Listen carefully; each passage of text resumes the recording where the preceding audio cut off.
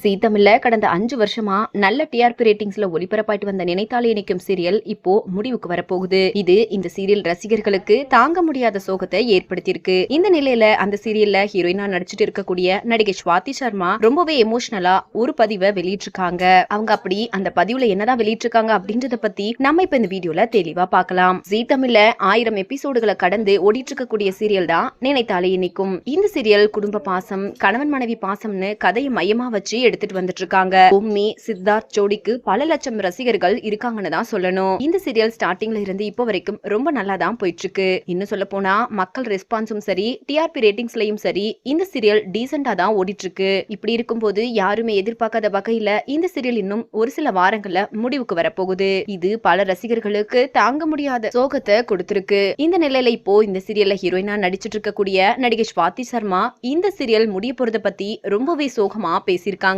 கடந்த 5 வருஷமா இந்த சீரியல்ல நடிச்சிட்டு வர எந்த சீரியல்லையும் இல்லாத அளவுக்கு ஒரு ஹீரோயினா பல விஷயங்களை நான் இந்த சீரியலுக்காக பண்ணிருக்கேன். சொல்ல போனா பல கெட்டப்ப நான் போட்டிருக்கேன். என்னோட முழு உழைப்பையும் நான் இந்த சீரியலுக்கு கொடுத்திருக்கேன். இப்படி எல்லாம் நான் பண்ண உங்களோட அன்புனால மட்டும்தான். நீங்க கொடுத்த அன்பு அளவு கடந்தது. இந்த அன்பை நான் எப்பவுமே மறக்க மாட்டேன். அதே மாதிரி கார்த்திகை தீபம், அண்ணா சீரியல் வரதுக்கு முன்னாடி எங்க சீரியல் தான் பல வருஷமா நம்பர் 1ல இருந்துச்சு. இதெல்லாம் என்னால மறக்கவே முடியாது. எனக்கு சீரியல் முடிய போறது ரொம்பவே கஷ்டமா இருந்தாலும் இந்த சீரியல் மூலமா உங்க மனசுல மிகப்பெரிய இடத்தை பிடிச்சிருக்கேன். அது எனக்கு போதும் அப்படின்னு ரொம்பவே எமோஷனலா பேசியிருக்காங்க ஸ்வாதி சர்மா. சோ இந்த வீடியோவை பார்த்துட்டு இருக்கிற நீங்க நடிகை ஸ்வாதி சர்மா பேசியிருக்கக்கூடிய இந்த விஷயத்தை பத்தி நீங்க என்ன நினைக்கிறீங்க அப்படின்னு மறக்காம கீழே இருக்கிற கமெண்ட் செக்ஷன்ல கமெண்ட் பண்ணுங்க.